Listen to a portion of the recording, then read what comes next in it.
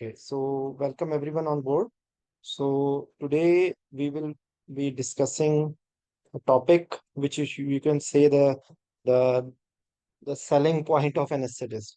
So wherever the word airway comes, immediately anesthetist is in the picture. Whether we are in making our services in out of OR, in ICU, in emergency, or whether we are in OR. By the way, handling the airway is much easier in inside OR because we have all the facilities and all the gadgets available, and we can easily handle the things which are not there when we are in out of war, or like in ICU or in emergency. This is not only the reason that the maybe the gadgets which we need are not available, but the kind of patients which we find in emergency or an ICU are much more complicated usually.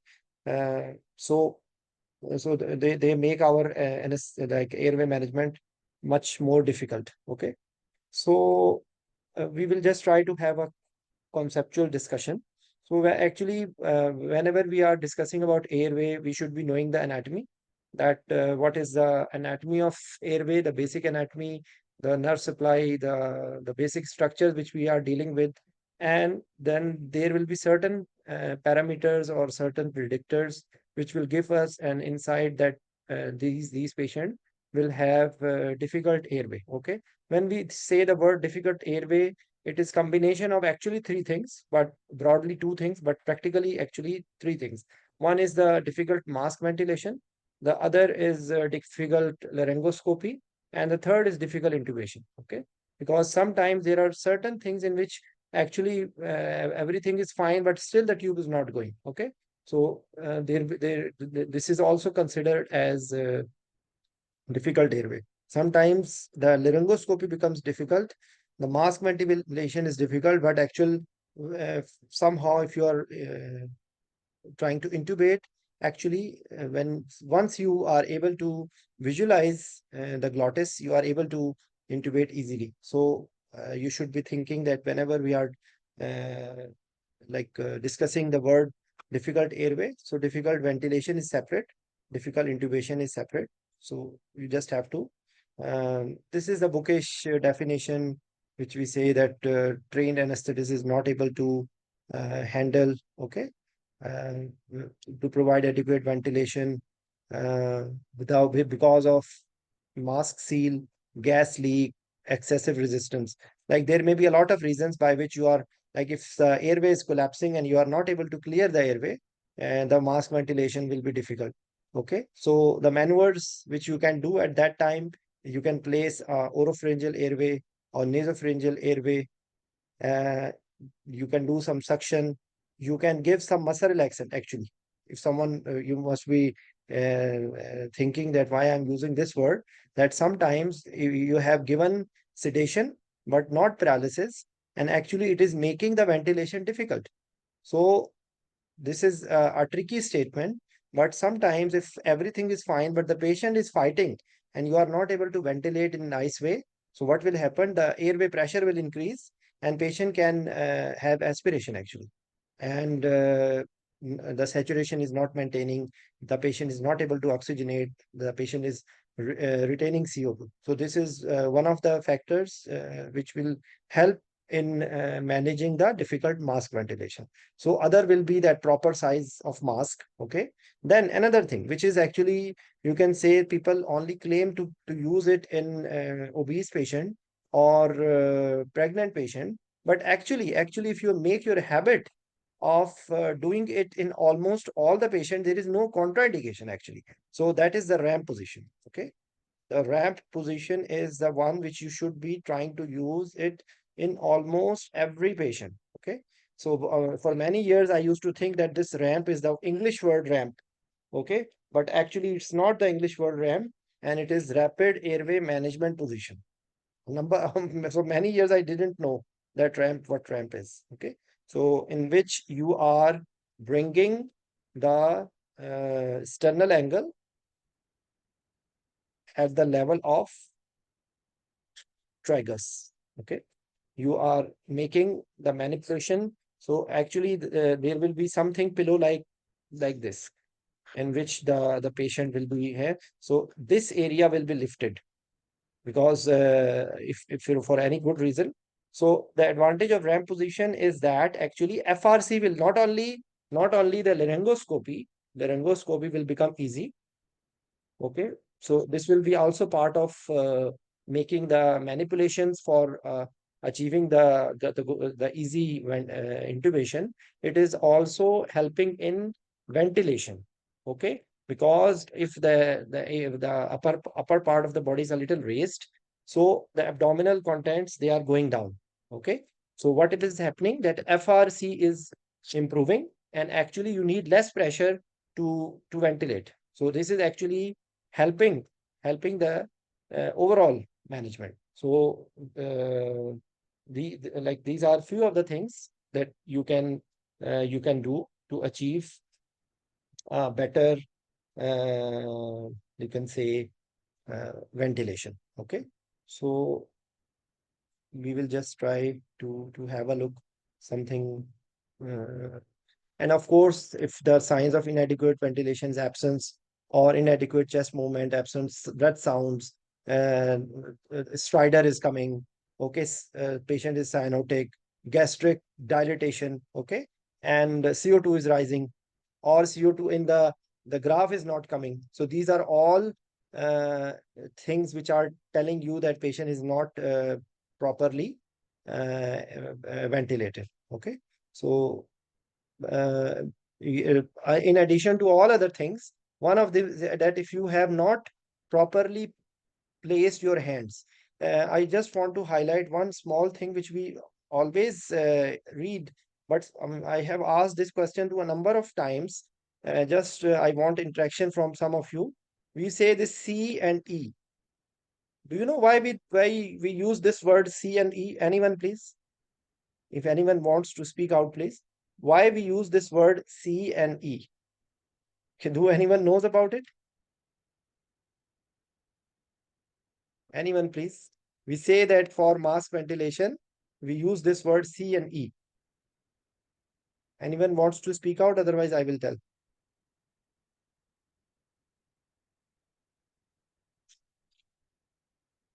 No, this is actually not the reason. This is, yes, practically we say that we want a modeling of making C and E, but actually they did not make it without a reason. C is for compression, okay, and E is for elevation, okay. C is for compression and E is for elevation. It's not for the making of beautiful C and E. And if you want to choose between C and E, the more important thing is E. Okay. So if you are not able to have good E, you will not be able to clear rather, if you are doing alone compression, it will block the airway. It will block the airway, and actually it is creating more problem. Another thing is that all people can give compression very easily. They will compress the hand, but till the time their hands are not tuned, you will not be able to have you will not be able to achieve the E. So for that you need energy, because for that you need to lift the jaw. Okay, so you can say that this is a combination of jaw thrust, okay, chin lift. This is the combination which is very important, and actually putting your fingers at the angle of jaw and lift it, okay, so that the lower teeth are coming in front. Okay, so that is how you will be able to clear the airway, and then of course you can use nasal airway or oral airway. Okay, so this is some maneuvers. Maybe this is not asked in exam, but you should know it. Okay, this is very important, especially for the residents, that how they should how they should hold the mask, because mask holding is more important than intubation. That's why that mask ventilation intubation is not part of uh, ACLS initially. Till the time you don't revive the patient, actually, it's not mandatory to intubate. Okay. Yes, in certain condition, you will try to intubate if you know that respiratory cause is there and you are not able to achieve the ventilation, then you will try to intubate. But actually, if you are having a good mask ventilation with low airway pressures, not insuffocating the stomach, actually, you don't need to intubate till the time you reverse the patient. Sorry, you revive the patient. Okay. So this is something I just wanted to highlight. Okay. So of course, the other things are also there. The other edentulous, beard. Okay. And there are something which are obstructing physically. Okay. So this will be the way that how you will be handling it. So this male gender, mask seal, myelin putty grade 3 or 4, mandibular protrusion, these are all things which are there for uh, difficulty, expected difficult mask ventilation. Okay. So uh, like how will you optimize patient position? That's I've already told you. Airway adjuncts, apply CPAP, call for help, difficult airway trolley. We will just try to have what what you should be doing. Usually what when if you hear that there is a difficult in airway, what things you would like to do? What will be the maneuvers you would like to do when you hear that you have a patient with difficult airway? So what things you need? You need different sizes of ETTs, LMA, like LMA, not only use the word supraglottic airway devices. Okay. Then you need stylet. Okay. You need bougie. Okay. And then you need, in addition to the normal laryngoscope, maybe you need McCoy. You need straight blade in certain condition. Okay. Certain pediatrics, for example. And then you need glidoscope. Actually, they are all family: glidoscope, video laryngoscope. There are so many things you can find as a new gadgets. Okay. And the fiber optic. Okay. And yesterday, day before yesterday, or I was answering the question in the group about handling difficult airway inserter. You also need bronchoscope. Sorry, rigid bronchoscope. Rigid bronchoscope in case there is airway collapse. Okay. In case there is airway collapse, you need rigid bronchoscope. Then you need either cricothyrotomy set, cricothyrotomy, or like percutaneous tracheostomy. Okay. And also you might have ENT or whatever general surgeon for tracheostomy. So this is sequence of events. You sequence, or like these are the things. Whenever you find any patient with difficult airway, you should be having these things. Then suction, the adjuncts suction, and then the mechanism to sometimes you need in extreme condition, because if you are not able to maintain the airway or maintain the oxygenation, of course this is not part of management of airway, but if you are not able to maintain the oxygenation, this thing should be, the next step will be ECMO. Okay. If you are not able to ventilate or oxygenate, even you have passed endotracheal tube, and even then you are not able to have oxygenation, the next step will be ECMO. Okay. So this is, you can say, something out of box. Okay. So but you should you don't tell when they are asking airway management, the first thing ECMO. But if the discussion is going that you are not able to have proper oxygenation, despite that was the case that was there in when the people were using the people were doing this management of COVID. Okay. For that time, and in that time, actually it was a disastrous time, and even after intubation, sometimes people were not able to have oxygenation. So that was the time when ECMO was required. Okay. So certain other things you should be knowing now: airway, air anesthesia. Okay. because whatever you are doing, you should be knowing how to do the airway anesthesia. And for that, you have 4% or 10% lignocaine spray, lidocaine jelly. Okay. And not clearly part of it, but you also need some sedation, especially a sedation which is not depressing the airway. So that is dexmedetomidine. Okay. So dexmedetomidine Presidex is the one which you can sometimes use in awake fiber optic. You say it awake fiber optic, but to just have some anxiolysis, and for somehow managing the intubation reflex, this like sympathetic response, actually you are using dexmedetomidine. So before few days ago when we were discussing, I told about it. I will just quickly repeat that usually this 4% or 10% means 40 or 100 milligram of lidocaine in 1 ml. Okay. And usually it depends on different manufacturers, but usually 1 ml is equal to 10 spray. Okay. Usually it is like that. So if you are taking 4% and you are having one spray, it is 4 milligram. And if you are having 10%, one spray is around 10 milligram. And the dose which you can use is up to 9 milligram. 9 milligram, or you can say 9 to 10 milligram per kg. Up to that you can give. Of course, you don't need till that. Sometimes they are using with gargles, sometimes they are using with spray, injecting or nebulizing. Okay.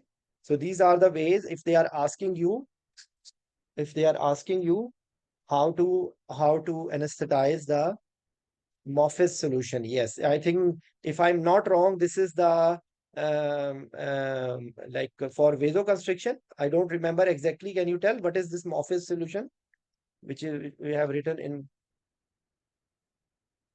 your screen sharing is paused? You cannot.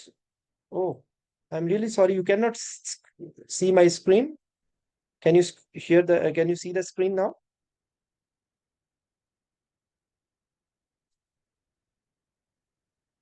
Okay, for nasal endoscopy.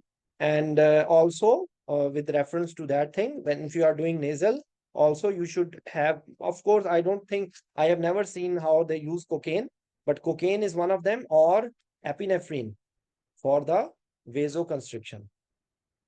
Yes. Okay. So these are the things. And usually individual nerve blocks, they can ask you about it. But actually, practically, you do the gargles with these sprays which I have told you, and they spray as you go. This is the easy one. Otherwise, you should know how to do this transtracheal injection. They can ask you individually how to do the superior laryngeal nerve block and glossopharyngeal nerve block. Yeah, I have I don't I have never done it, but because practically we don't never do like that. So it's like that. Okay. So these are the things, because whenever they are asking you about difficult airway, the answer which I receive from all the people are RSI. So this is actually a big cross. If you're a patient with difficult airway and you say rapid sequence reduction, be ready for another exam attempt, because you cannot defend rapid sequence induction, because in rapid sequence induction you are giving suxamethonium. Okay. So are you 100% sure that suxamethonium effect will finish? If you are not able to intubate, suxamethonium cannot have sux apnea.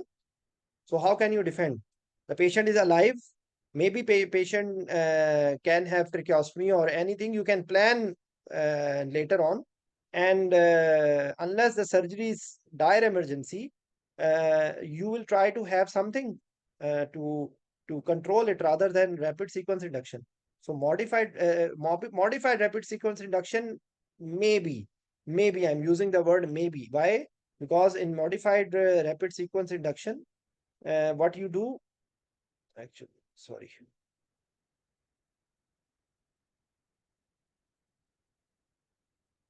Because in modified rapid sequence induction, with the availability of Sugamedex, you can defend your answer. Okay.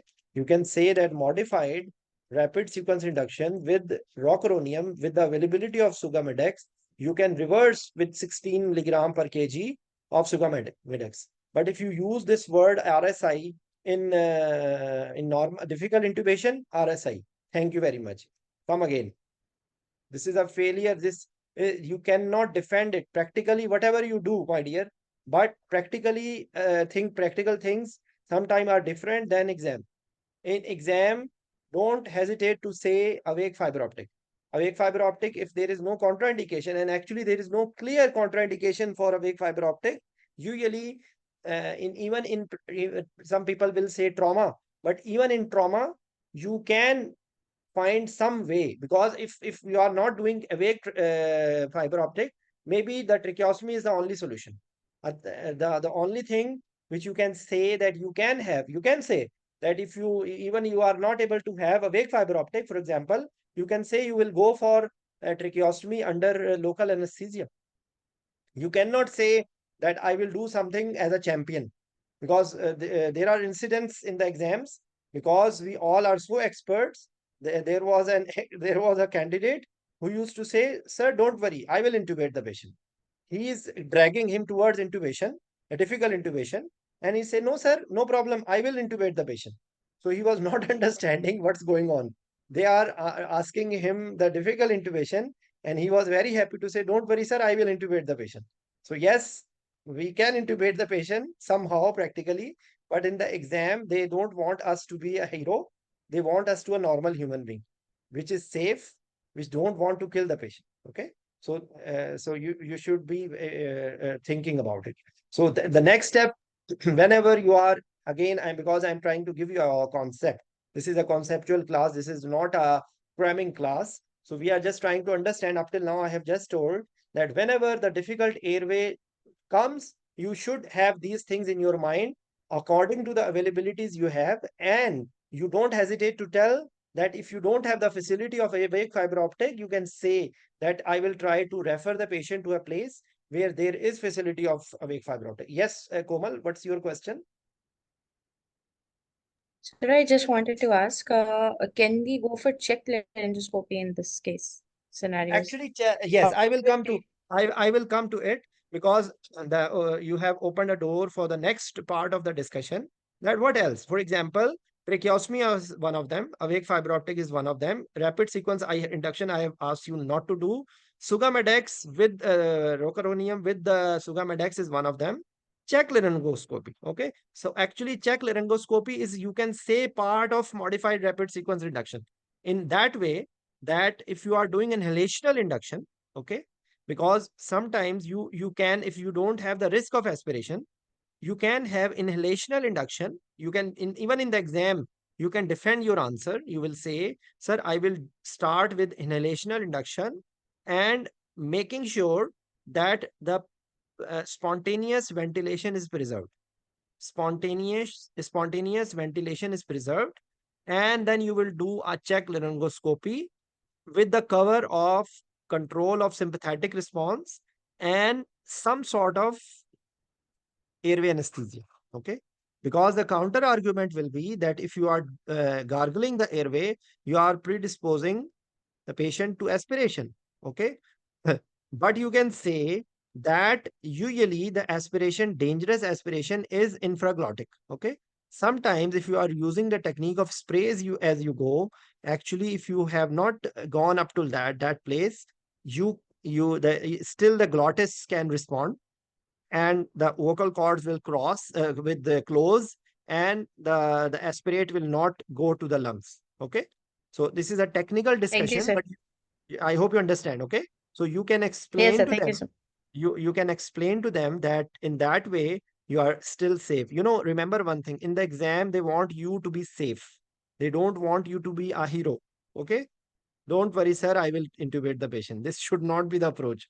You will say that even if you can say that if there is an elective surgery and the patient refuse, you will inform medico legally that the patient is refused and there is no way you can take a chance because it will hamper the life of the patient. You can refer the patient to another center. Okay. Or if your fake fiber optic facility is not there, don't hesitate to use this word in the exam, that if you don't have the facility, you will ask for anesthetist who knows about awake fiber optic, or you will refer the patient to a place where there is a facility, but you will never take a chance. Okay. So inhalational induction is a good answer in a number of conditions, but you will in thyroid, if they are asking you, you can say that I will be ready for handling the airway obstruction with either rigid bronchoscope or with reverse salic maneuver.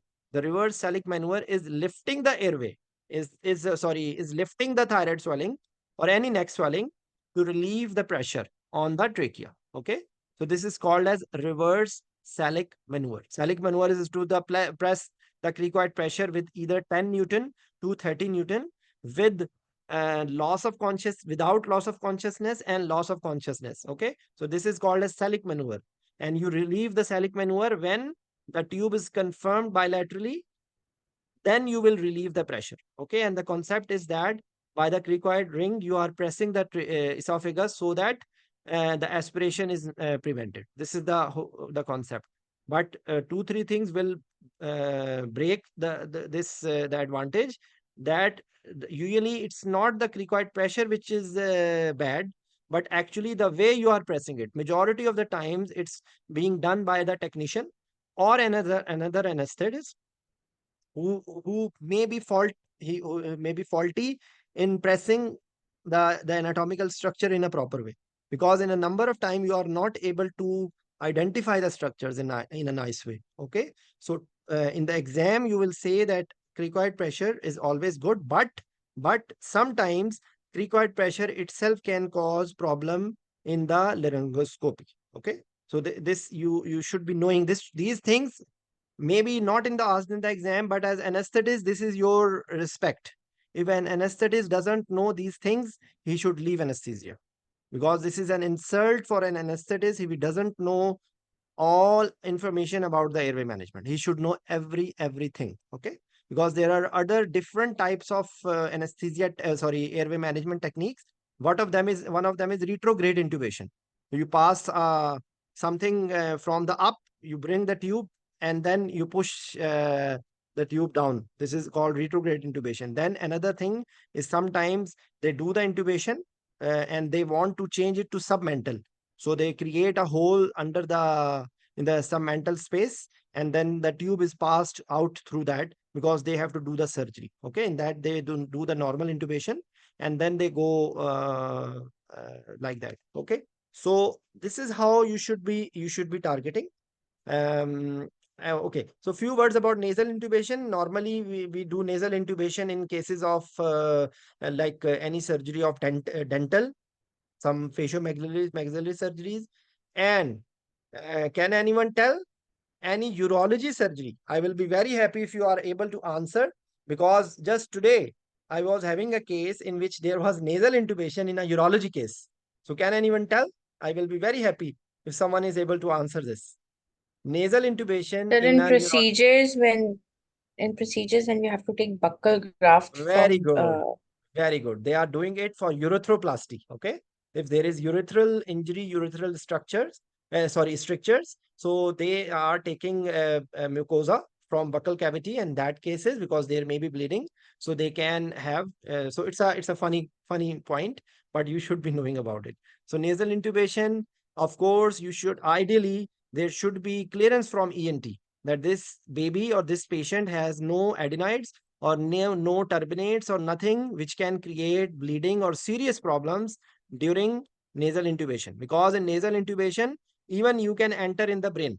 If you are not expert, then you can create. So ideally, there is a silicone tube which is specific for nasal intubation. Otherwise, medical legally, you are not covered. But unfortunately, that silicone tube is hardly available ever. Okay. It's not available usually. So, but people are doing it. So there are certain techniques you can use to make it softer, that you can put it in warm water. Normal endotracheal tube, which you are using for nasal intubation, you can put it in warm water. It will become a little soft, and it will not cause that much damage as you are using it in a normal way. Okay. So this is similarly when this is another point I'm just sharing with you. If NG tube is not going, actually you put it in fridge to make it stiff so that it's not kinking and it's going easily. So that's a little different, but it is for OG. NG again, if you are taking very hard tube to pass through the nasal cavity, it can damage. But still, ideally, for nasal intubation, you should be making sure that there is no nasal obstruction. It should be ideally be cleared from the ENT that there. But practically, we don't do it, unfortunately. And because in pediatric age group, a number of times we find people who are planned, who have adenoids, who have tonsils, and they also need dental. So ideally, these two procedures should be done together. Okay, so that they can remove the adenoids and then they can put the nasal tube and then they can do the dental procedure as well. Unfortunately, practically, nobody does it, but actually it can be done like that because both these procedures usually they are doing it in as a day case. Okay, so with reference to nasal, again, one more point which can be helpful in any other case is that if you have a patient with nasal obstruction coming for any adenotonsillectomy, you have to rule out OSA. You have to rule out OSA because any nasal obstruction or anything in which it will not be obese patient, it will be baby, or it will be even in young patient with airway obstruction with reference to nasal cavity, they can develop OSA. Okay, so you have to rule out OSA in these patients. So not only this nasal obstruction, any other thing you should be knowing, and you should be knowing about it. In all nasal intubations, usually we need to place a throat pack later on whenever they are doing the oral cavity surgery, or even because in nasal intubation there can be bleeding. So it is always safe, even that you should place a throat pack. So when throat pack is there, all the concerns related to throat pack you never forget. Okay, that you should inform the nurse. They should note out the time of throat pack in and numbers, and ideally it should be one piece, not more than one piece, because one small piece can be slipped. And then another point with reference to throat pack is that the throat pack should be properly lubricated, and not all. Usually what we are using, unfortunately, is actually the gauze, or it's the bandage which you are using. Usually 90% people, they are using, even in a hospital like I'm working, even there the proper throat packs are not available, and they are using the bandage. Unfortunate, this is very unfortunate, but they are using it. And throat pack, there are question on throat pack. What are the concerns related to throat pack to anesthetist? Because whenever you're putting it, announce it. When you are removing it, announce it.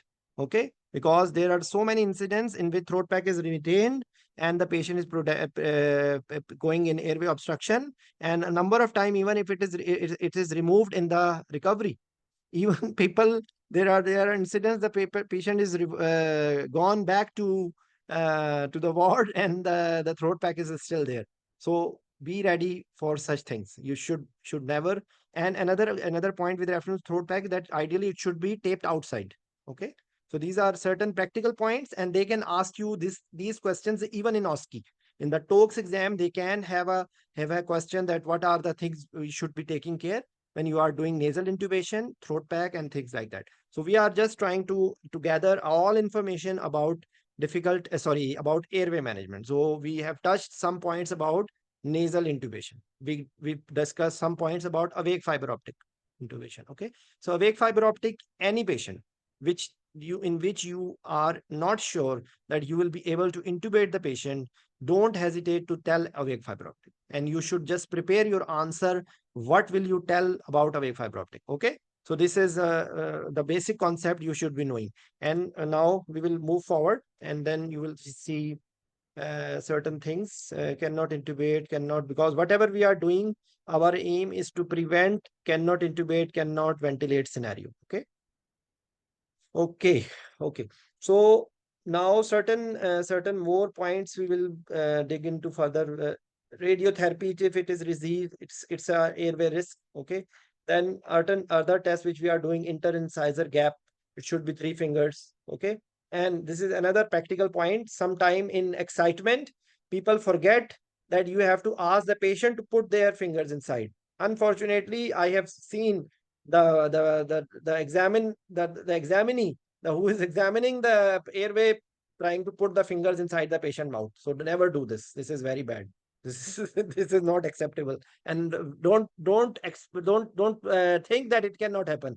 In the exam anxiety, you can do it. So make a habit. You have to ask the patient. Yes, you have to show him.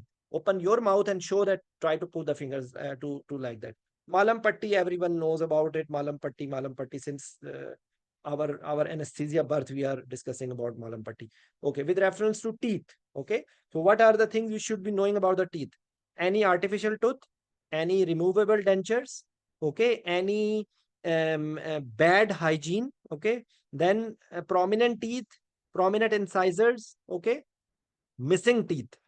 Missing teeth is also important thing. Why missing teeth is important? Because the number you will like yesterday I was examining a patient in the clinic, and the baba was smiling and say I have 5 teeth. So they were scanty, two up and one here and one there.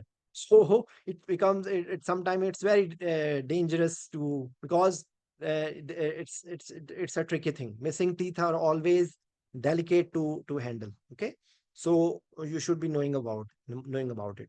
Okay, then another condition with reference to another, we will now try to figure out the some of the things again which are important for airway. Few words about cleft lip and cleft palate, because in cleft lip, cleft palate, the problem will be the mask sealing, and patient will leak. So there will be problem in the ventilation. Okay, intubation may be not very dangerous, but mask ventilation will be sometime difficult, especially both of them are there. Cleft palate is there, or both of them are there. Yes, isolated cleft lip may have not that much problem, but still, whenever you have asked a patient that patient with cleft lip, cleft palate, airway, you have to tell these things, and you have to always say that whenever there is one congenital anomaly, there may be another congenital anomaly. So don't forget about this with cleft lip, cleft palate. I know a very good candidate who failed in the exam because he said, because he used to handle the situation very nicely by putting a very good 4x4 gauze in the upper airway to block the space and ventilate or intubate the patient. But he used this word that it's a straightforward intubation, and they failed him because cleft lip, cleft palate, airway is never a straightforward. Never ever say like this, that say that it is a difficult. It's a difficult intubation.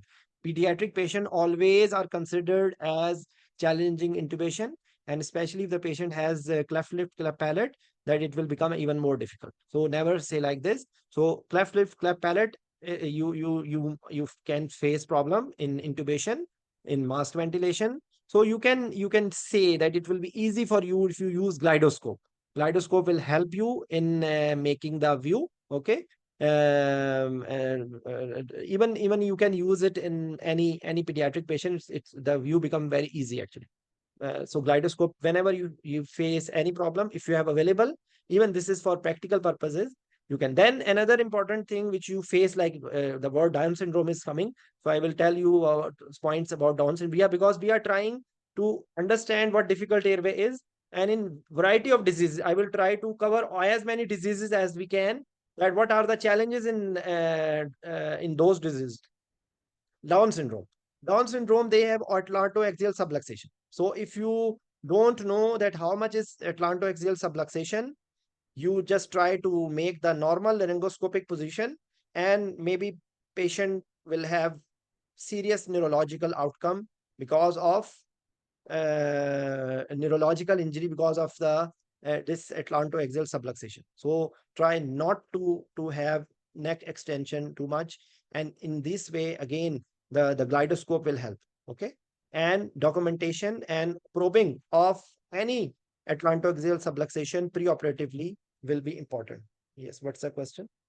Muscle relaxation for cleft palate, considering difficult airway. Again, I think it is better to have inhalational induction with preservation of airway, preservation of spontaneous. Because if you have cleft palate and you are not able to ventilate, what will you do?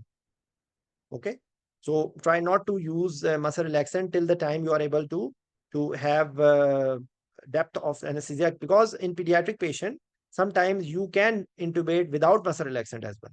Okay, so say that if you are able to ventilate, then you can give muscle relaxant. Otherwise, if you give muscle relaxant in a patient with difficult mask ventilation, then it will be a problem. Okay. So Down syndrome, one thing is atlantoaxial subluxation. Then another thing is that use smaller tube because they have smaller trachea. Okay.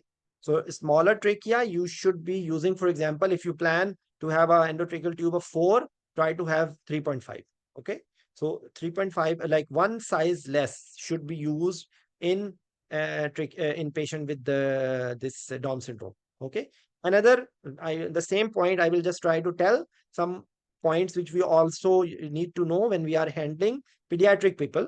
That some tube will pass through the glottis but will stuck because the narrowest point is cricoid cartilage, a funnel shaped airway. Okay. So try not to push too hard. Even if you have passed the glottis, now people think now we have won the party. You try to push it. Don't push it. Don't push it. If you are not able to pass the tube beyond the glottis in pediatric patient, please don't over push it. You can create big problem. Go back, go to another tube size less than that. Okay. And later on, if you, because there is, it's always challenging to have a proper size endotracheal tube in pediatric. So you can say if you are using a cuffed endotracheal tube, it's always a debating thing. But if you have a low pressure cuffs, and you are monitoring the cuff pressure, you have a cuff pressure equipment by which you can monitor the cuff pressure. Okay. So in that case, cuff pressures you can monitor, or still you have a problem, that can you can put a small throat pack to seal the airway. Okay. Then the airway will there will be no leak. Okay. But never push, because that place which you are pushing, it can damage, it can cause mucosal injury that can then create more problem than placing a throat pack, or sealing the airway by throat pack, or using a smaller tube. Or another thing which will help you, that now the airway pressures you need to monitor, because if you are using a smaller tube, airway pressure can go a little higher, and you can have pressure control ventilation and titrated ventilation. Okay. So these are the ways. If they ask you in detail, you can tell. Straight blade people use it, but the people who are not, I never use a straight blade in my life. Unfortunately, I never use it. I don't know how I am able to intubate, but practically you tell in the exam that straight blades are being used for the, especially the neonates. Okay. And straight blade will give you, because of their overhanging this epiglottis, and there is a shape, big epiglottis, and the trachea, sorry, the larynx is anterior. Okay. So for that thing, you can have McCoy, you can have glidoscope, and you can have straight blade. So for the management of the pediatric airway, you have to tell these things. Then again, you never forget that pediatric airway is so serious that if you are not able to maintain, suddenly patient can have hypoxia, because they already have low FRC and high oxygen consumption, and patient will collapse. So be careful about airway management in a pediatric patient. And because majority of the cardiac arrest in pediatric people in age group is a respiratory cause. So if you are not able to ventilate, if you are not able to oxygenate, be ready for a cardiac arrest. That's why the old traditional anesthetists, as a prevention, they used to give atropine, because it was there in their mind that if you face any problem, atropine can help. Though now there is no indication to give preemptively atropine unless there is some condition like that. But I'm just telling that traditionally anesthetists used to do it. Even if they are using ketamine, they added atropine with it. Unfortunately, there is no need. I don't think so. You can still use glycopyrrolate, which will not cause that much tachycardia if you are only using it for secretions, because people are using it. Similarly, elderly people, what will be the challenges? Edentulous patient, difficulty in mass ventilation.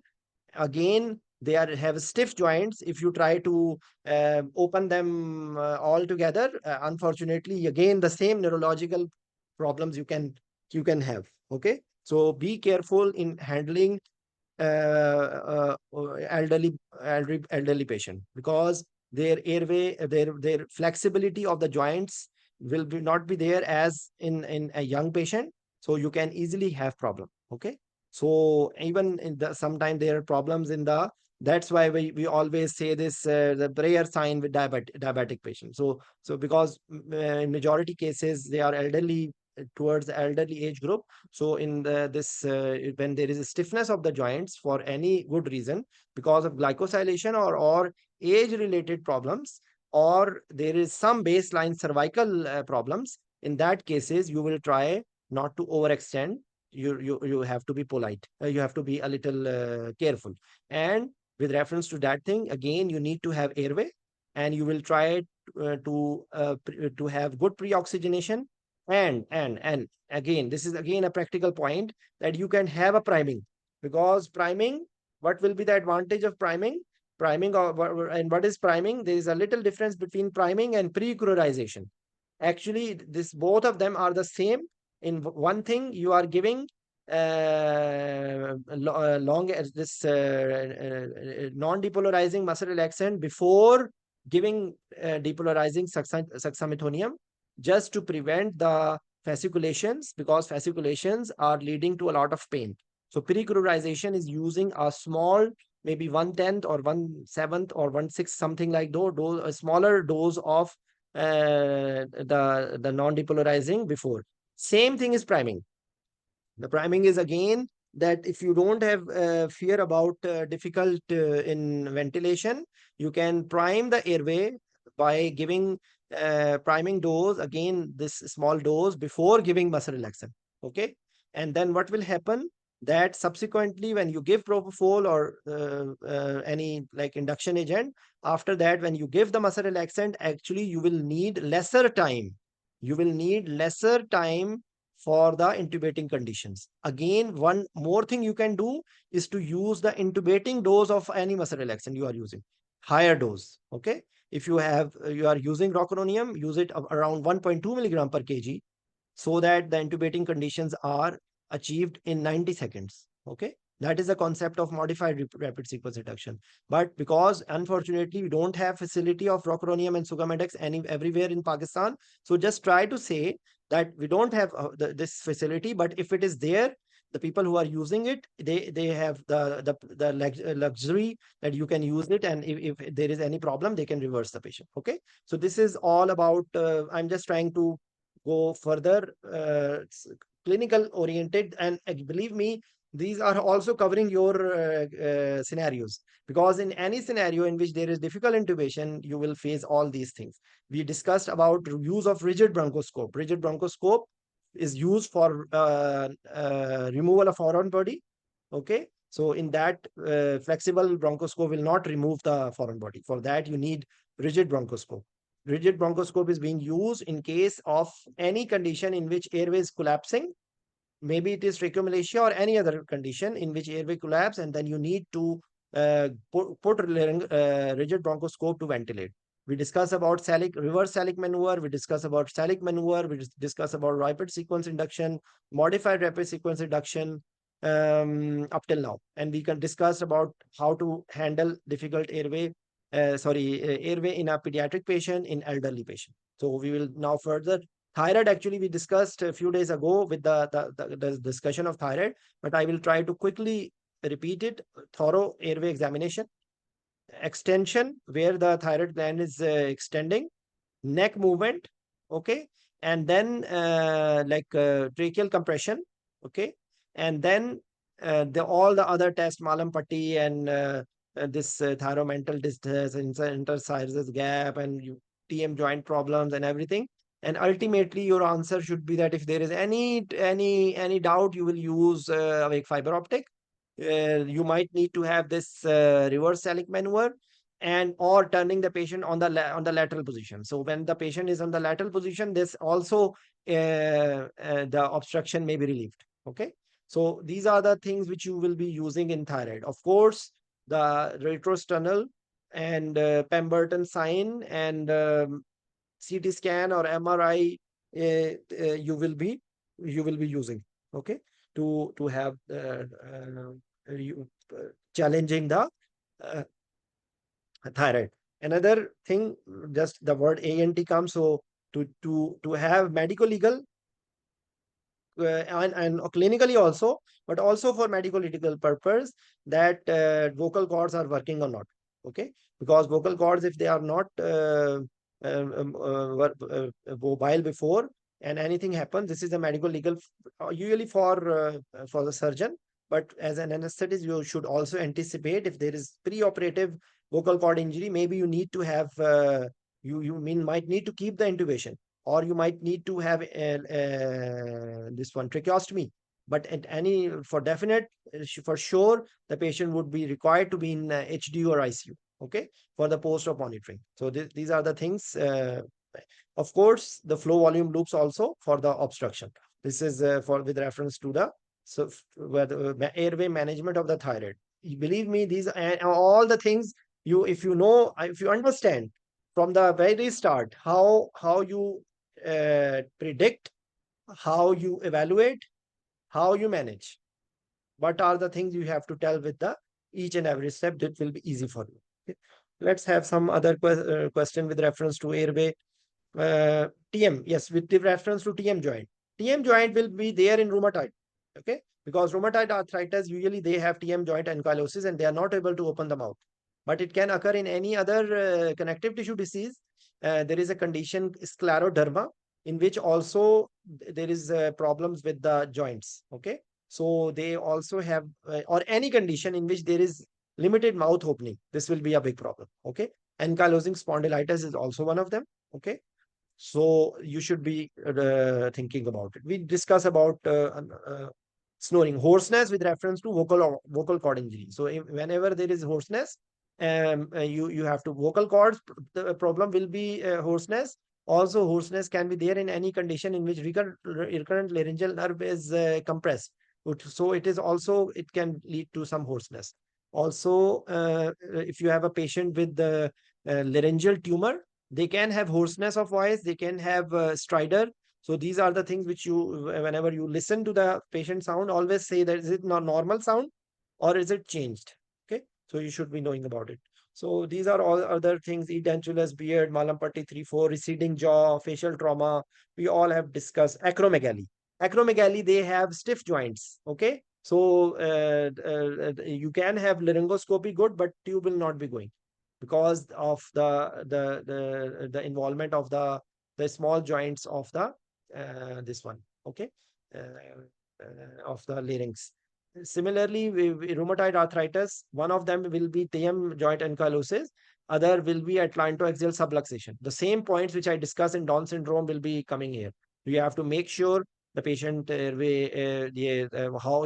how severe is the ankylosis. Okay, so this is another important thing with reference to rheumatoid arthritis. Again, because we have discussed the main thing, so now we are passing through the diseases very easily, because the same points with reference to awake fiber optic will be there. You will explain the same things which we discussed in the start. Okay. Malampatti, thyromental distance. You should know the name of the test and how much is the predictability. This Patel test and Sawa test and interincisor gap. You should be knowing about it.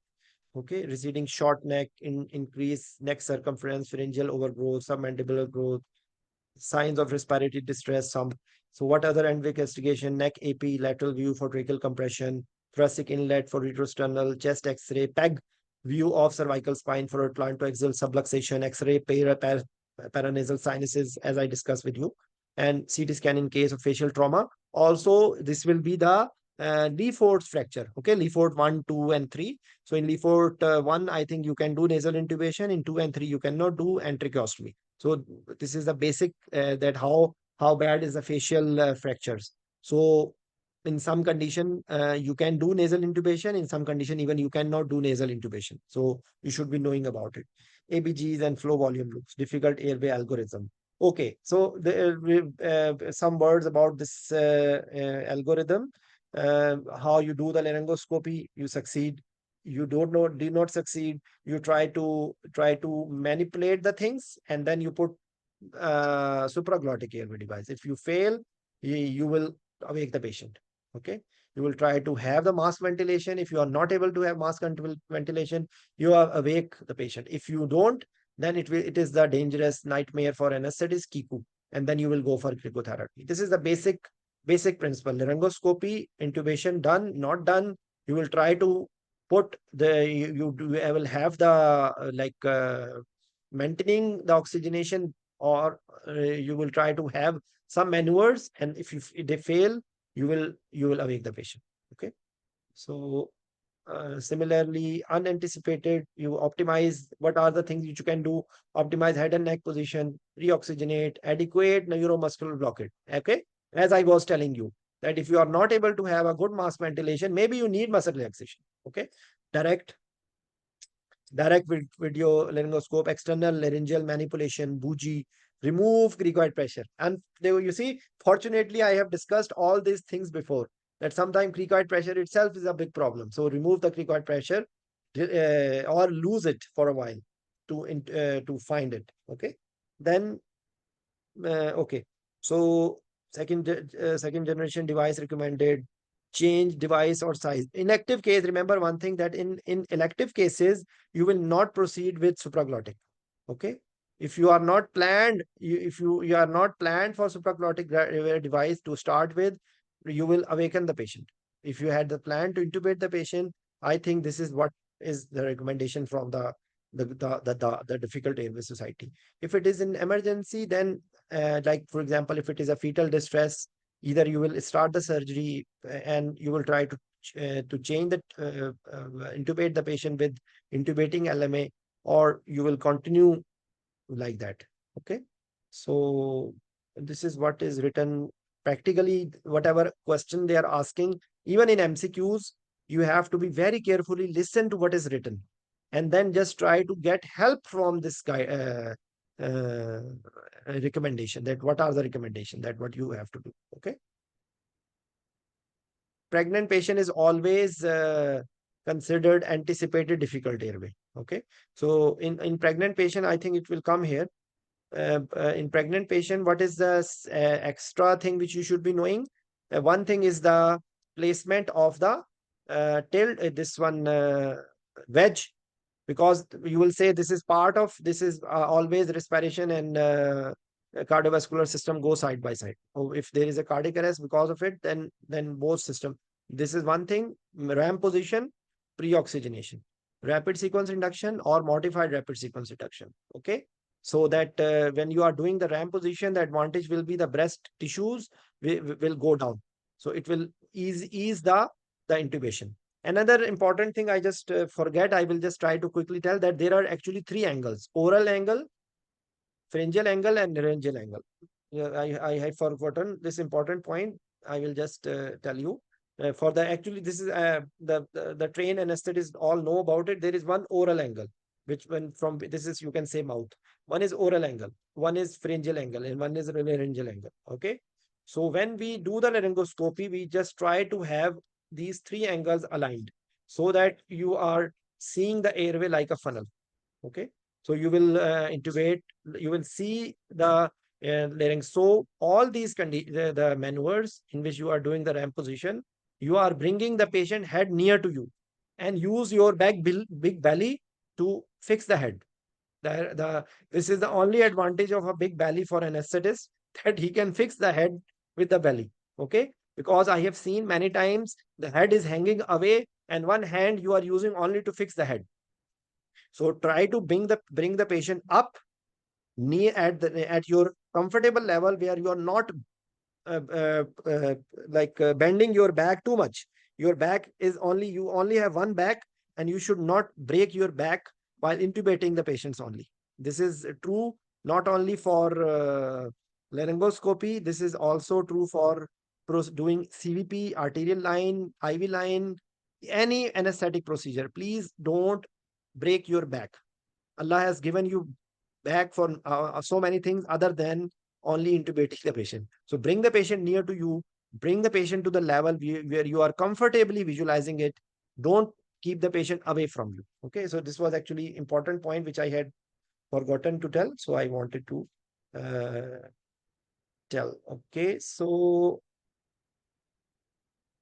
uh, okay. So I will just finish in 10 minutes, 10 more minutes, inshallah, because it's getting late in Pakistan. So I'm just trying to I hope you people are not bored. I'm trying to tell all these things are very important, believe me. And up till now, whatever we have discussed, if you now close your eyes and think, you can use this knowledge which I have told you in any scenario. Only few of the things which are gray area, and I don't have the clear answer. One of them is in difficult airway with full stomach, like we were discussing in globe injury. We were discussing in patient with difficult thyroid in full stomach.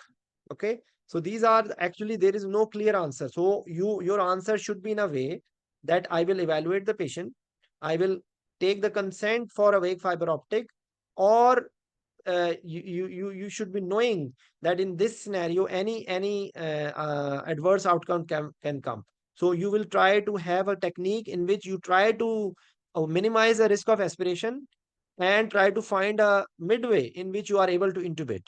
Okay, so ram position will actually also decrease the chances of aspiration, because now the abdominal contents has to go against the gravity. So actually, this is another advantage of ramp position, that not only the oral, pharyngeal, and laryngeal angles are aligned in a better way, you find good, easy mass ventilation because of increased FRC. But not only that, this thing, you also decrease the chances of aspiration, because now the food or any gastric content has to go uphill against the gravity. Okay, so this is another advantage. And in so this, your answer could be, you can say that I can go for modified rapid sequence reduction. This is one option you can tell. Otherwise, don't say rapid sequence. Again, I'm repeating the word rapid sequence reduction in difficult airway. Never tell, because this, if you are not able to intubate, but then what will happen? So even in this scenario, inhalational induction, yes, inhalational induction can lead to aspiration. But you can say that in this scenario, if you have no other option, you don't have the facility of modified rapid sequence induction, you don't have rocuronium and sugammadex, and you are afraid that if you give muscle relaxant, this can still create problem. Then you can say that I will try to have a inhalational induction. You can put the cricoid pressure, and then you can do the check laryngoscopy. And if you are able to visualize, you can give even saxamethonium. Now you can visualize the airway, and of course, before that, you can have acid prophylaxis. If you answer in that way, they will not fail you, because there is no clear answer. There is no clear answer in the world for this scenario. Okay, so I think in this way, if you know how to handle, give the answer, you will be able to do it. Okay, so I think these are few words about uh, this one, rapid sequence reduction, pre-oxygenation, and this are suction, oxygen, airway equipment. We have already discussed pre-treatment, induction agent, paralytic. You can, yeah, I will share this document to you. Okay, and you can have a look.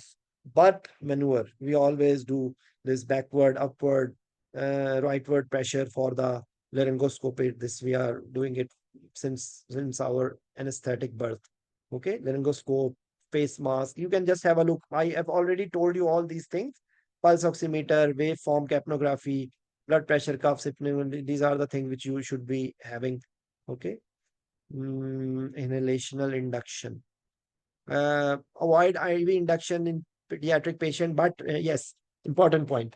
Sometimes people try to do the suction and try to put LMA before IV line is taken. Believe me, even practically and even in the exam, never tell like this. If your inhalational induction is going smooth, patient is not responding, and still you know that you can intubate or you can put LMA, never put it. Because I will tell you, you try to put LMA, there is laryngospasm. How will you handle now? Number one. Number two, you try to put the laryngoscope, usually there is tachycardia, but there is incidence of bradycardia. If bradycardia occurs, now what will you do?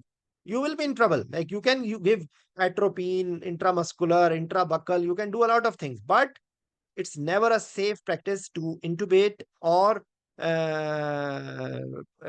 intubation is somewhat better, by the way, because in intubation, at least laryngospasm you will not have. But in LMA or doing suctioning without reason, If you try to put LMA, unfortunately, if you have laryngospasm, even LMA, you will not be able to ventilate the patient and it will be a nightmare. Okay. So these are the things. Okay. Awake fiber optic we discussed. Okay. Then what else? Retrograde intubation. I told you threading a wire retrograde to the mouth through an external hole created by a needle to the cricoid thyroid membrane. External then thread over the tip of the wire into the trachea. Okay, so you can read the detail. The basic concept is what I have told you already. The nerve supply, the superior. I'm because these are all written. I'm trying to have a bypass, gag reflex, glottic closure reflex, cuff reflex. Okay. So local anesthetics, benzocaine, lidocaine. A lot of information is there in this data. You can share because actually credit to one of the doctor from Pakistan, Dr. Madiha. She was the only one, and actually she only did one time because I sent her the questions and I asked her to find the answer and prepare a file. I wish I'm able to get the help from majority of you to have a good document like this for all the questions. Unfortunately, only I get only one. So whenever like I will show you what I that here I have made these questions. Okay, I will just show you what is what was made by her. That if you go here and you will go in this folder, you will find topic wise questions. Okay, so I have made questions for so many topics. Okay, but I am not, I don't have time to make the questions, answers. But if you please believe me that if you try to have the notes of your own by finding the answers of these questions from somewhere, this will help you a lot. Okay, this will help you a lot. So I think I have taken a lot of time. If anything, any question before we finish, if I'm able to answer, and any further question you can ask through SMS, through WhatsApp, or you all are welcome. Laryngospasm management, you all know, remove the stimulus, 100% oxygen, CPAP, deepen the anesthesia, propofol, lidocaine, not surviving, then gives a small dose of suxamethonium, not responding, give full dose of propofol and suxamethonium and intubate. If patient becomes in pulmonary edema, negative pressure pulmonary edema, then you will just ventilate, and no role of steroids, no role of antibiotic, just PEEP and ventilation till the time, and diuresis till the time the pulmonary edema is removed. You can use some morphine, you can use some nitrates if you are not able to handle the situation. Otherwise, no role of steroids and no role of antibiotic. Remember one thing. Okay. So intraoperative bronchospasm we actually discussed in our respiratory discussion, but actually you will go step by step. You will make 100% oxygen, stop the surgeon, call for help, increase the flow, try to ventilate. Maybe there is some anesthetic inadequate anesthesia. You will try to overcome that thing. Then in next step you will go further. You will try to have bronchodilators. You will try to see whether the tube is this endobronchial. Then step by step you will go, and the last resort will be ECMO, or last resort will be nitric oxide. Of course, never, you will not go till that point, but you should be knowing that if the examiner is asking what else, what else, what else, so maybe they want to listen nitric oxide or ECMO from you. And in these bronchospasm, never forget to tell that in this scenario, you have to rule out the serious complication. So broncho, whenever any complication occur, don't stay only for that finding. Try to correlate with the other findings. Okay, the other findings like hemodynamic, because hypoxia without hemodynamic instability is something else, and hypoxia with hemodynamic instability is something dangerous, because it may be pulmonary embolism, it may be pneumothorax, things like that, tension pneumothorax. Okay, so thanks a lot all of you for listening. There are a lot of questions here, more here. You can just have a look. So I will stop here at the moment. And thanks a lot, all of you, for joining and giving me honors. And I hope this discussion will help you in handling now. Now, what next from now? Please try to chalk out any disease in which you have any airway problem. After listening to this discussion, I am 100% sure it will be very easy for you to answer airway management in any of the patient. Okay, because the common things I have told. So thanks a lot. So inshallah, tomorrow we will have some other topic. Okay. So maybe like we have discussed in this Chatterbox series of this in last maybe 2 weeks now, because there was a gap of 2 to 3 days. And I was thinking of pain. So maybe I think I will just give you a brief introduction of pain, inshallah, tomorrow. Okay. So thanks a lot again for joining and honoring me. And remember one thing, the more you will ask, the more you will learn. Number one. Number two, for Viva candidates, if you want to sit in, the people from Pakistan will understand ghungat. If you want to sit in isolation and you are so shy, like a virgin 17 years girl who never comes in public, if you will stay like that, believe me, it's not a nice thing. You are mature.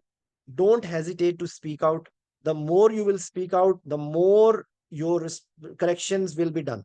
Okay. If you sit back and don't speak, remember, studying for Viva is not only reading the books. It will not help you, because in the examiner is evaluating you whether you deserve to be a consultant, whether you deserve to be sitting in a place where surgeons are talking to you and you are not getting shy to speak out. Okay, so please come out of the shyness.